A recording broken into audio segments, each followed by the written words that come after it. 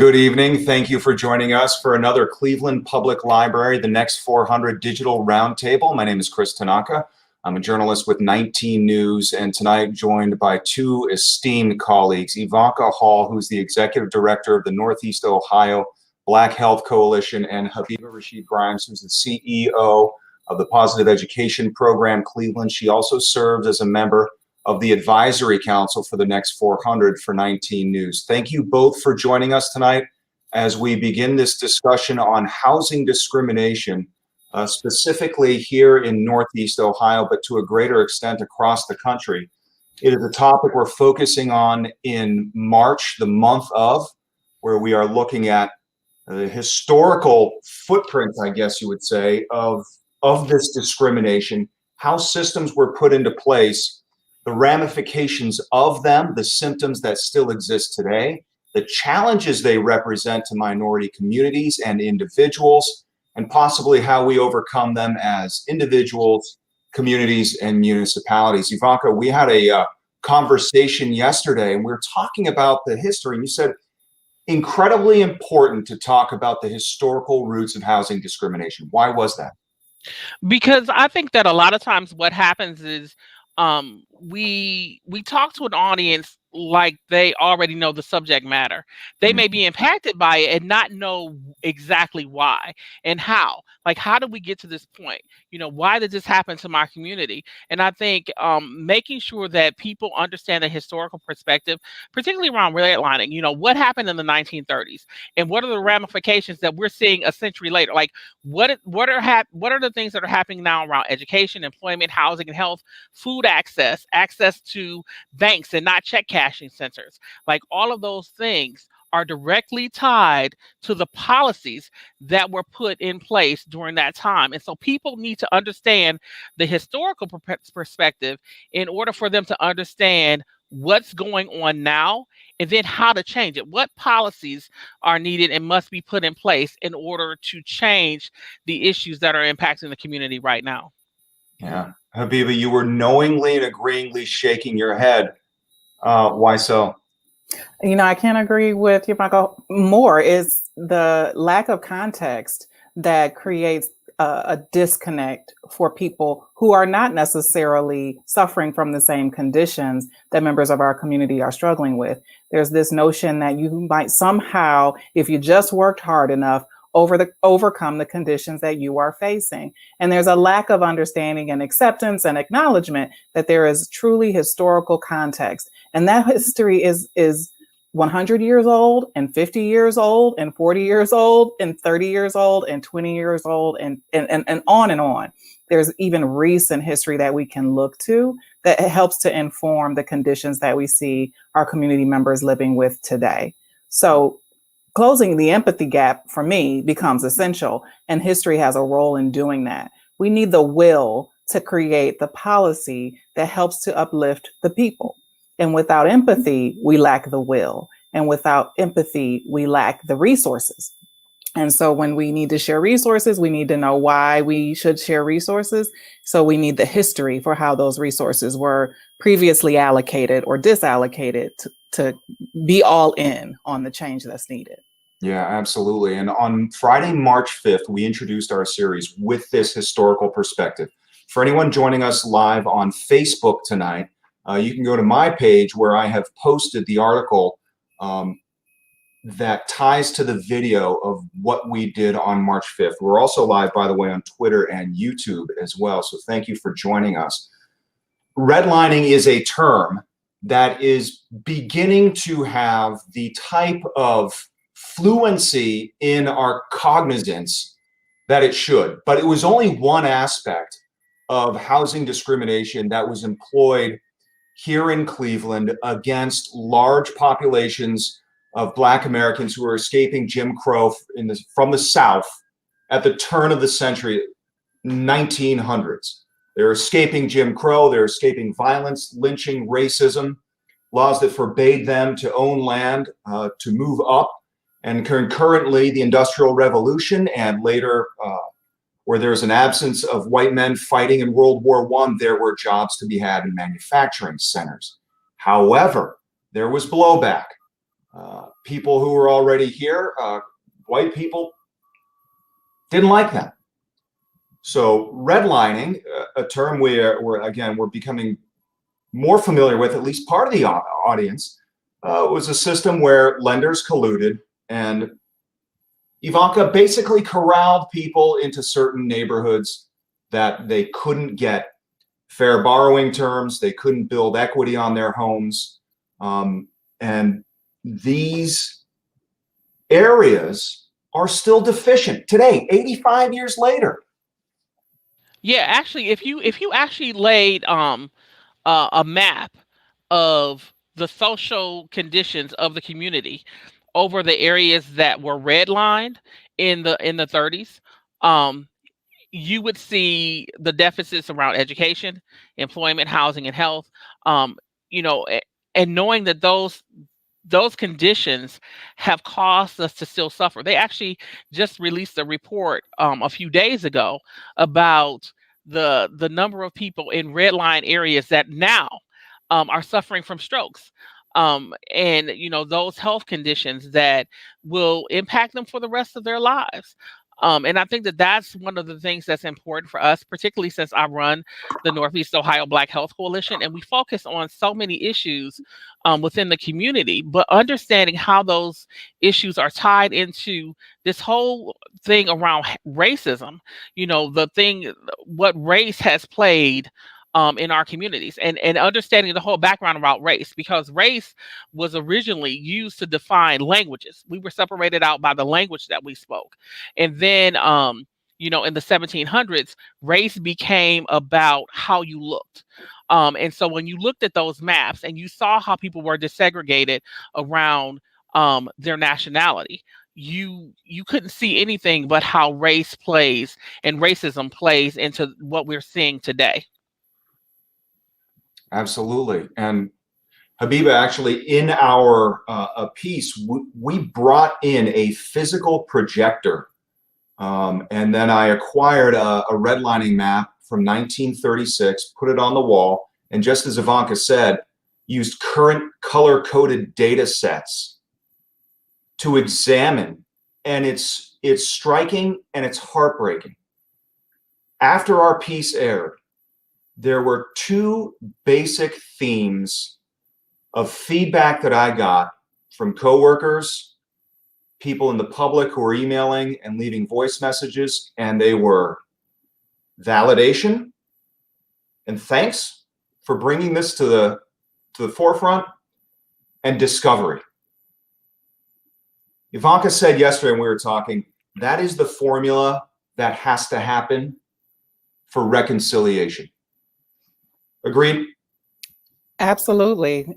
We need to, for those of us who ourselves or who have loved ones who are living in these conditions, we can feel really helpless in trying to support our loved ones, support the people we serve in battling back and pushing back against these really powerful forces of inequity, economic, health, education, mental health. Then you see these maps and you realize that these are socialized conditions. These are conditions that have been created, and that the force pushing back against you is so strong because it has the backing of our federal government, historically, local government, and other institutions like banks that contributed to this issue. And then to the point of discovery, we are all discovering elements of American history that were left out of our textbooks. And so that awakening to the realities of American life, that it is, there is bitter and there is sweet. There are victories and there are truly harmful things that have been done to people of color in this country. And to have that honored, that history acknowledged, is so important. But I think one more piece is needed, and that is to repair harms. And without repair, we know, and we can say, yeah, that history, how interesting. Now we know how Black and Brown neighborhoods have been under-resourced and how that happened. That's great. I know that history, great. Or we can feel validated. I look to the neighborhoods where my great-grandmother lived where my own siblings still live. And I see these conditions and I struggle and I grieve and I want them to change. And I realize how hard it is for my family to overcome these conditions. And I feel validated and know that this is not my family's fault, that we are seeing ourselves stuck. But then there's repair. Well, how do we repair these harms? How do we acknowledge and then reconcile and repair? And you know what? And Habiba, so I live in Cleveland. I live in Cleveland. I live on Harvard. So for me as a resident, I don't consider myself. I'm here because I'm a fighter. I'm here because this is my community and I'm going to fight for my community because this is my neighborhood. Like, no matter how much we want to slice it down and call it the hood, this is my neighborhood. I grew up with people here that I have known my entire life. My grandmother moved me into this neighborhood in 1975, right after my mom was murdered. And so I got a chance to know my neighbors. They provided a loving, stable environment for me growing up. And so where I live, I know my neighbors next door. I don't have any neighbors across the street. I have a school. The school knows me well. I know the school. There's apartment buildings that are on the other side of me. I have different kind of things that are going on in my yard. But I do think that when we're talking about this reconciliation and we're talking about historical perspective, one of the things that's important for me to know and to let people know is that it wasn't a story that was untold. So on February the 29th, 1968, when the Kerner Commission report on civil disorder came out, they talked about the issues that were impacting the inner city all across the country. But not only did they talk about it, they gave us the cure on how to fix it. And one of the things they said is this: what white Americans have never fully understood and what the Negro can never forget is that white society is deeply implicated in the ghetto. In other words, white institutions created it, white institutions maintain it, and white society condones it. And so for us, I know that in order for us to have reconciliation, our allies in the white community have to work with us to change the conditions that are going. This is not a fight that's just ours alone. This is a fight that all of us have to work to change. Otherwise, this is going to be in 50 years when I'm gone, this is going to be the same. And so how do we make sure that we're working together? The institutions, the communities, making sure that the community has a seat at the table, has 10 seats at the table, has 50 seats at the table, making sure that the community is involved, engaged, because they know the conditions that are disproportionately impacting them every single day. When bus routes get cut, the community knows it first because those are the ones that are using those routes. And so making sure that our route to freedom and access comes straight through the community. Yeah, absolutely powerful. And I don't know if you saw, but Michael Sambrook, who is watching on Facebook, said, "Thank you for keeping the discussions going on racism. Feel free to type in a comment and we'll pop it on screen. If you have a question for either Ivanka or Habiba, just go ahead and ask on Facebook. And our moderator, Mike Young, with the Cleveland Public Library, will be sure to get that up on screen. If there's anyone who doubts that this was systemic, I urge them to go to the Western Reserve Historical Society, the Cleveland History Center, where on display is a very simple piece of 8x11 paper, which was a racial covenant signed by people in the Shaker Heights neighborhood agreeing to collude and not sell to anyone who had any Negro or African blood. It's right there. The evidence is all around us. This issue is so pervasive. As a matter of fact, the Van Swearingen subdivision was built with racist land deeds where the houses that were originally built would not be sold to minorities. It's there. It's pervasive. It's all around us. Habiba, is part of the challenge that it has invaded every aspect of life. When you're talking about life is rooted at the home and your home is attached to your educational opportunities, your access to healthcare, your ability to generate wealth, intergenerationally as well? Is that part of the issue, the sheer scope and size of this? I suppose we can hypothesize yes. There is a podcast that I love, Code Switch, and one of the hosts, Gene Demby, says there's housing segregation in everything. And my lived experience says yes. My professional experience says yes. And even the Cleveland neighborhood where I live, it is so very clear that there is housing segregation in everything, impacting where we live. Okay. I live proximate to the lake. And so this neighborhood where I am, the closer you are to the lake, the more likely you are to be white. The further you are from the lake, the more likely you are to be Black and to be living in impoverished conditions. And so the schools that you go to, the resources that those schools have is then degraded by the property values of the neighborhood, the healthcare access of that neighborhood, and the resources that you need in order to have good health, but also the environment around your neighborhood and the toxins in the environment around your neighborhood impacting how your health. The tentacles of housing segregation are literally in everything. Transportation, as was mentioned, your accessibility to jobs that pay a living wage is diminished. So yes, it's up and all through every aspect of our lives. Yeah, and we definitely talked about that yesterday around what happens with, for me, I look at it and say everything ties back to healthcare. Like if your housing conditions are poor, then your health status is poor. And so one of the things that we do know is that since 2016, African American life expectancy has dropped by 2.7 years. So our life expectancy was 75 years, and now it's 72 years. Well, I want my 3 years back.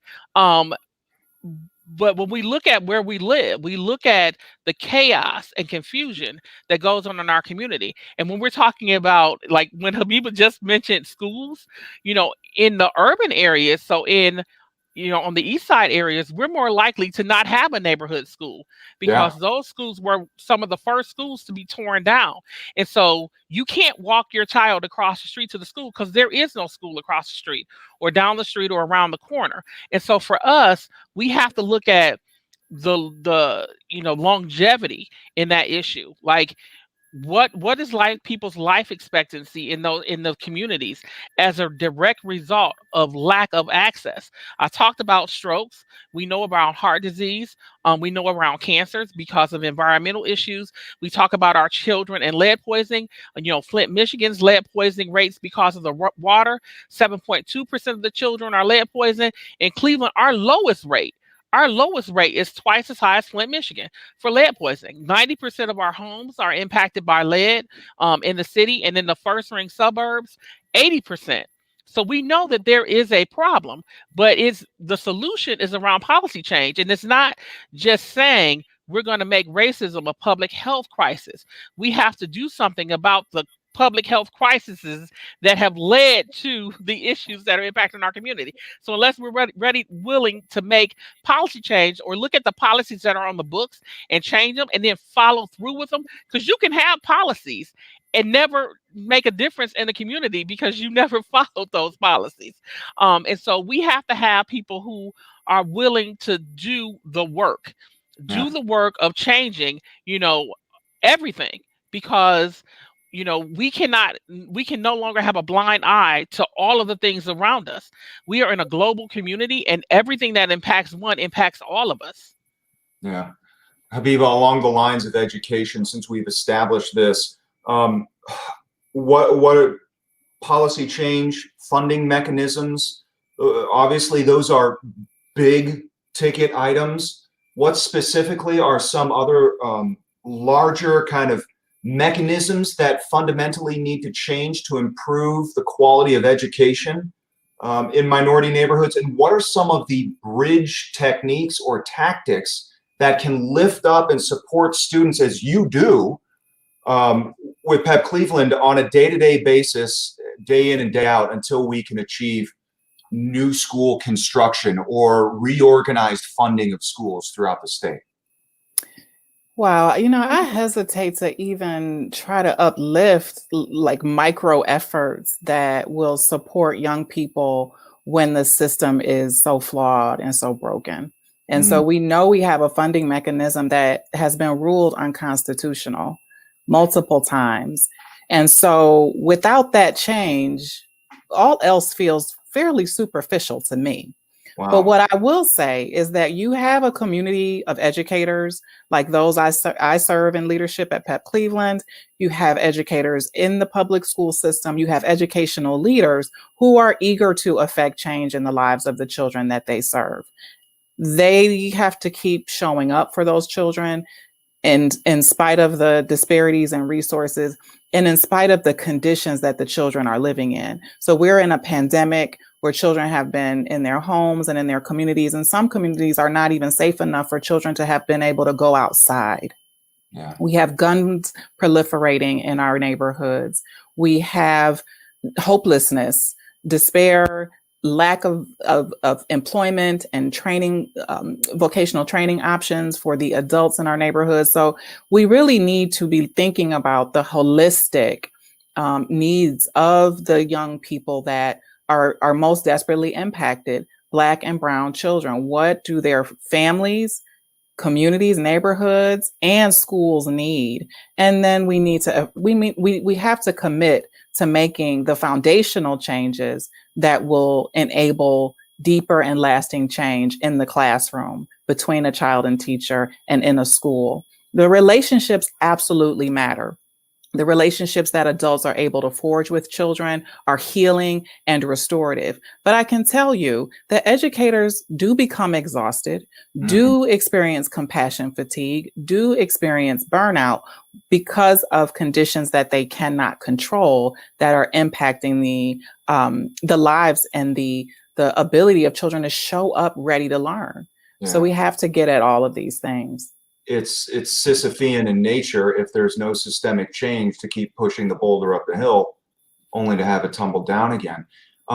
Last month with our CPL roundtable, we focused on healthcare, but specifically vaccination efforts in the Black community. Our guests were Dr. Charles Maudlin and Reverend Dr. R.A. Vernon. While we focused on vaccination efforts, we also spoke about establishing relationships between communities and healthcare providers. As it relates to housing, Ivanka, what are the challenges there, and what can be done to overcome it so more people have more equitable access to healthcare and more trust of the system? Well, one of the things that, we always talk about is what the Civil Rights Act allowed us. So there were two times that the health status of African Americans changed, and one of them was during Reconstruction with the Freedmen's Bureau, and the time was during the Civil Rights Act. So between 1965 and 1975, the health status of African Americans improved. And it improved because it allowed us to have community health centers. Well, the first one, because of the Freedmen's Bureau, health status of African Americans improved because it allowed us to have medical centers and universities that educated African American doctors and medical professionals. In 1965, it allowed us to have Medicaid and Medicare provided in the hospitals. The other thing was the desegregation of hospitals. And it allowed us to have community hospitals that people were able to go to a neighborhood site and see people who looked like them. And understood that what was going on with them. A lot of people worked and lived in the same communities. And so those things were so helpful. But what we've seen in this last 10 years is the reversal of all that. A lot of our health centers are no longer in our communities. They actually move away from our communities. And so now our communities that's already having transportation issues, or, like Habiba works with children who have some other types of disabilities and needs. And so when we're talking about children who have been impacted by ACEs, so adverse childhood experiences, like our schools are dealing with this, but our healthcare centers are dealing with this too. And so we need to make sure that we're providing the services that we need having nurses back in schools, having psychologists in schools, having, a team that's able to address the unique needs that our students are coming there with. But also on the medical side, making sure that we again go back to the medical model that provides services within our communities. We can't keep closing medical centers in our community and expect people's health status to change. We have to also make sure that our health centers that are here have an anti-racism approach to medicine, because we know that African Americans are disproportionately impacted by racism when they go into medical settings. And so all of these things play into how your housing is. So if you have a child that has asthma and you take your child to the doctor because they have asthma, there's nowhere on there that says, do you have adverse experience in your child in your home? Are there other things that are going on in your home? Do you have bugs? Do you have a leaky roof? Do you have mold? Do you have, like, nobody's asking all those things, but we're providing pharmaceuticals for our children when the pharmaceutical should take place on rehabbing the house. Like, the pharmaceutical, the prescription is fix the house. Fix the house. Help fix the neighborhoods, help change the conditions that are going on, that lead to so many of these issues that are impacting our children. My child was one of the students who received services with PEP when he was having a hard time in his teens. And I appreciated the ability for him to receive those services because it changed his life.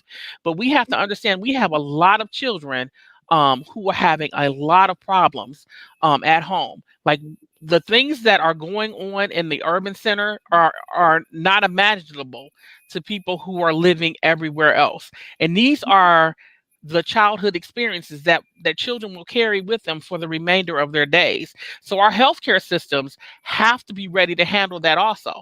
So that means training our doctors in a different way. That also means making sure that we have culturally competent and culturally proficient health services that are available to our families in our community. Wow. I want to add there too that there is some exciting opportunities in that where education, where schools and school systems partner with health systems in order to create access to quality healthcare services and to integrated healthcare services. We have some challenges around neighborhood schools and accessibility to neighborhood schools and the schools' efforts to create sustainability in public school.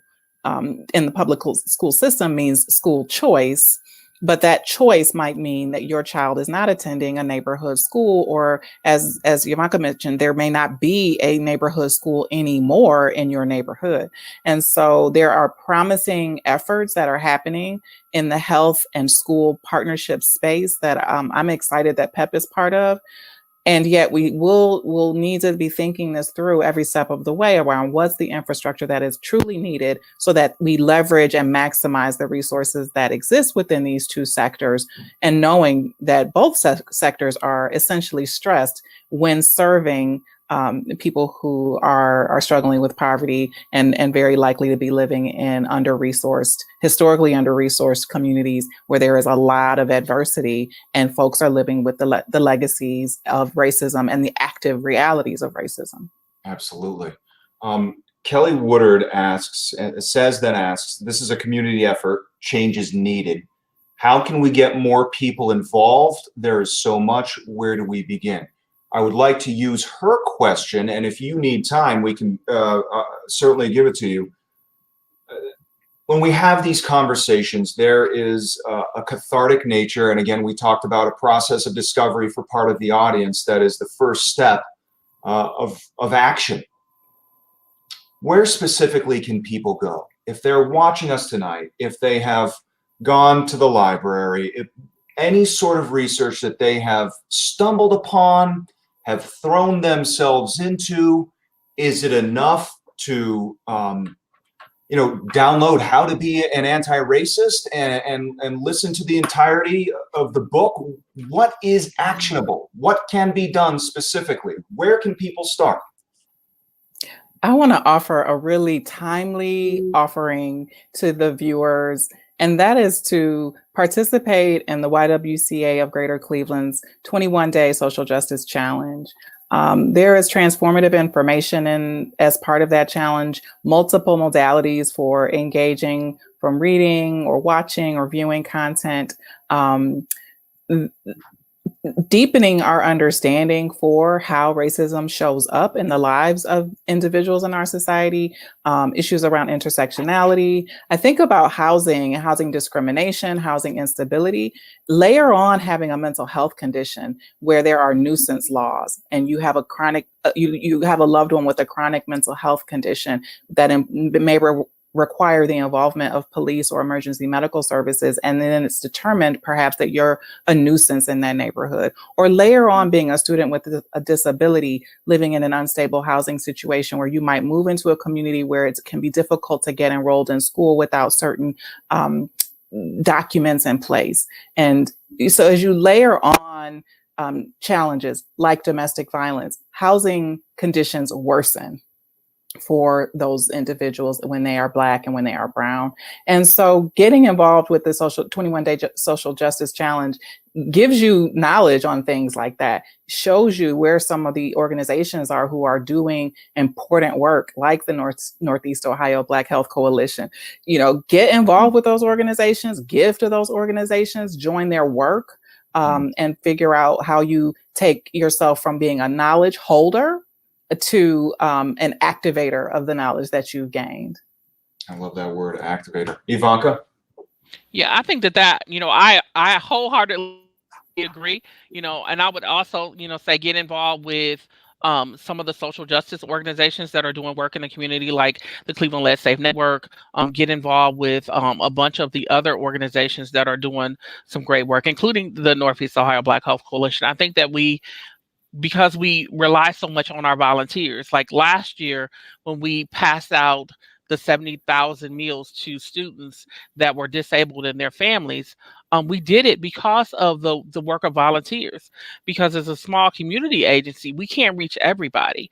But one of the things that we can do is make sure that people know that we are a place that allows them to be a volunteer and to see firsthand the conditions that are going on and how they can help to change them. I think so many people's eyes were open and have been open with COVID. COVID was this eye-opening, and still is this eye-opening experience for our community about the inequities that we have talked about for so long and that our community members face every single day.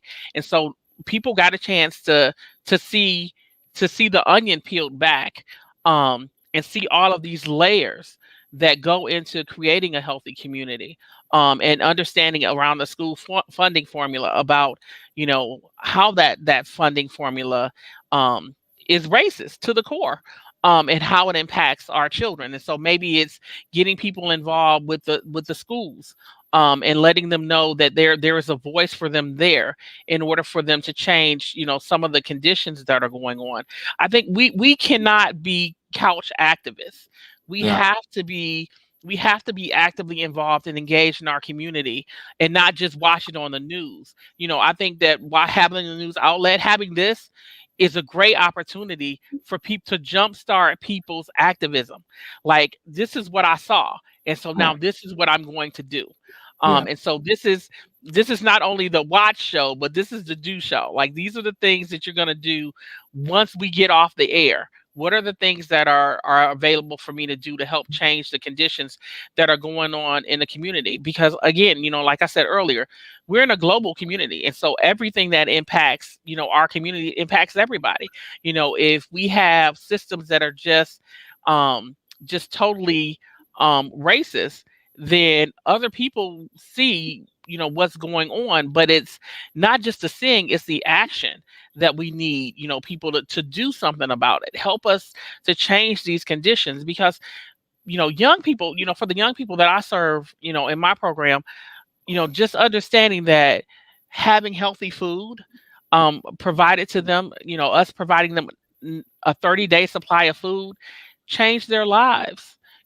They didn't have to worry about, where food was coming from because it was there, so their parents could concentrate on other things. They didn't have to worry about, if they had enough food to feed their kids for breakfast, lunch, snacks, and dinner.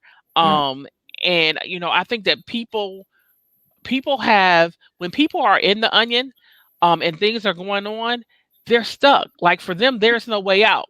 So we're peeling it back, but they're in the middle. So Yeah. when do we get to them?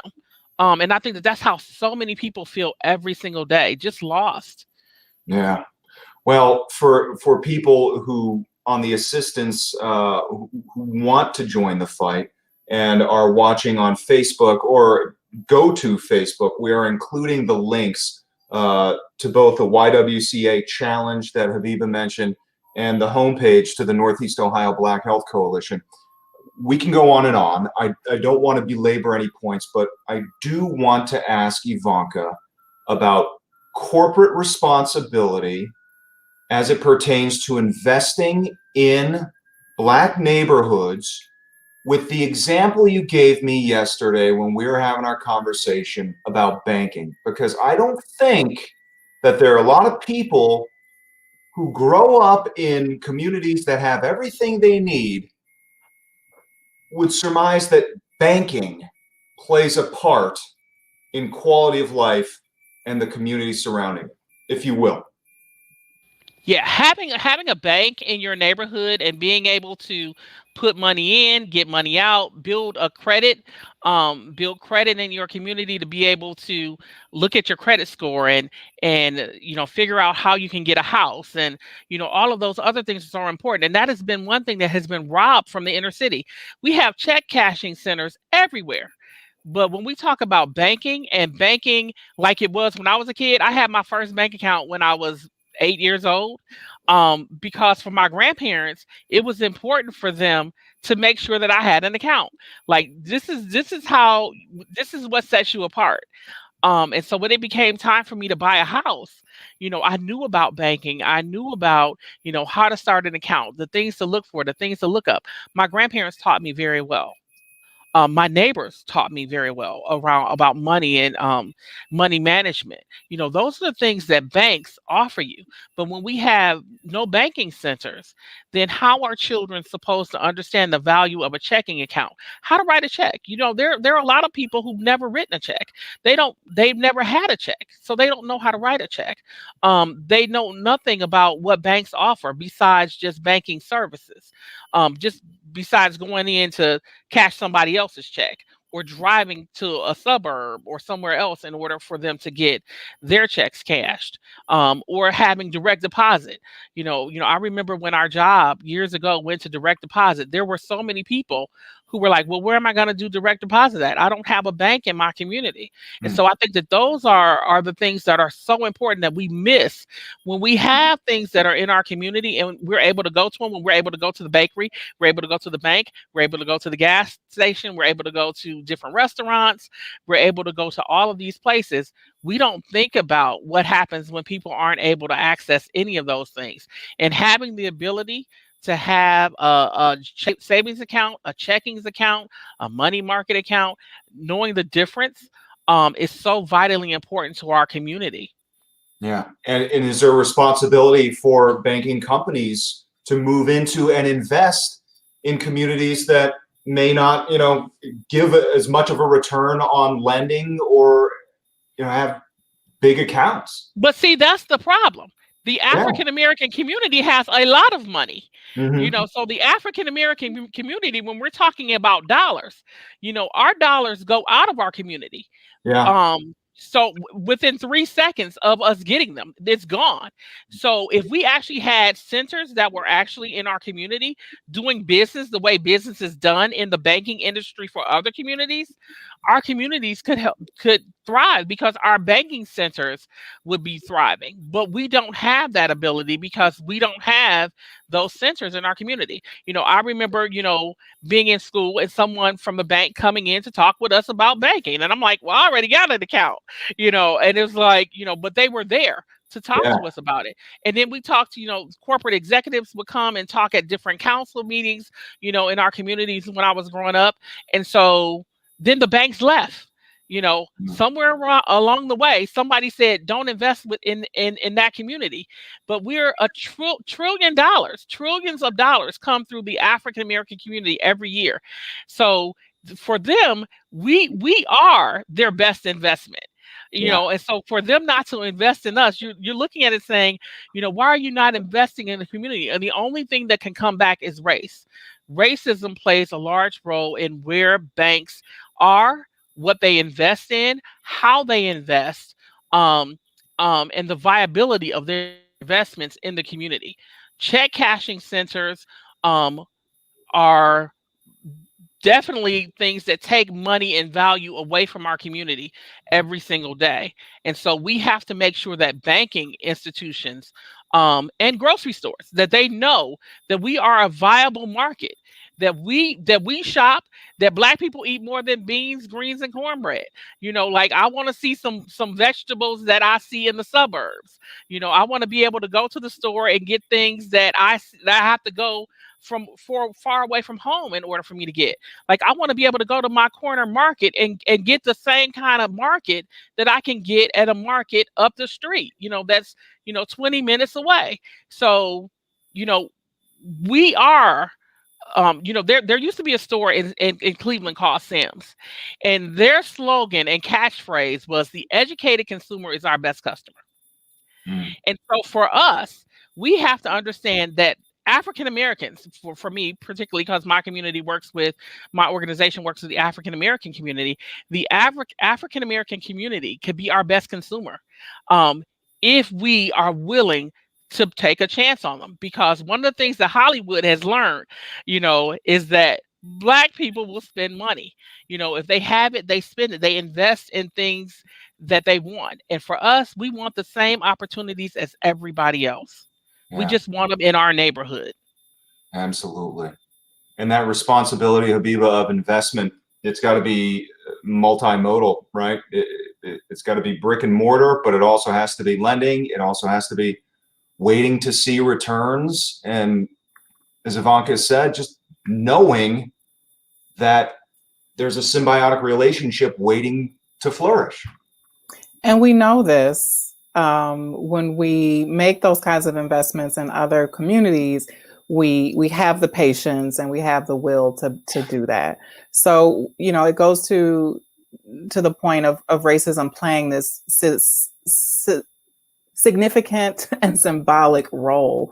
Why is this disinvestment continuing generation after generation when we know the economics will work when we make investments in human beings, especially in a capitalistic society that is driven by a consumeristic mindset? People are going to buy, people are going to want to have access to the things that are advertised, and proximity ensures that accessibility is equitable. We're talking the basics, though. We're not talking about a major shopping center. We're talking about food, quality produce, even organic produce, items that can be healing and reparative to your health and well-being, healthcare, educational resources. Those things, like, those are the basics, and we really do need the will to make those investments. And we have to continue to interrogate ourselves as a society about why we're comfortable with Black and Brown communities not having these resources available. And on the other hand, having these exploitative tools in their communities, in our communities. And so, this becomes a matter of will, and it becomes a matter of honesty and reconciliation and repair. Yeah, absolutely. I feel like the more we talk, the more questions there are, and the more we can keep going. Ivanka, if you have a direct message to our audience tonight who's watching live, and to those who may watch this as it lives in perpetuity on Facebook, Twitter, and YouTube, a message to the audience about housing, discrimination, segregation, instability, what it was, what it continues to be, and how you have to change it would be what? This isn't about politics. This is about policy and people, and that we can use policies to change people's lives, and that we must have the will to change people's lives. We have the ability to make people have a better quality of life. If you look over my shoulder, there's a picture of my mom there. She was murdered when she was 24 years old. And for her, it was hard because of domestic violence. And so I have had the ability to do some great things in the community, but I want my community to be great. So I want people to know that this is about helping to lift ourselves, helping to lift each other, to live differently, because we got to work in this together, because in the end we're all in this pot, together, and if we don't work together, we'll die together. And it's a long way to go when you're not willing to help your brother or your sister to get ahead. When you look at them suffering and you're willing to say, I'm okay with it. Nobody should be okay with this. Yeah. Habiba, to you. I want to amplify the message of our shared humanity. Our ability to survive the conditions of this planet have been anchored in our ability to come together as human beings to solve the challenges that we encounter based on the conditions of the planet or based on the conditions we create here on the planet. And as a nation, we continue to allow anti-Blackness and racism to serve as a barrier between us that prevents us from operating from our collective humanity. So this is about us acknowledging the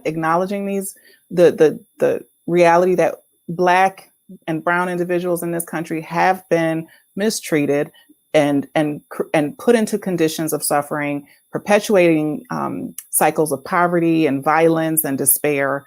And we have a responsibility to address the root causes of that suffering. And we have a responsibility to disrupt them and build systems that uplift each and every human being on this earth, and specifically here in this nation.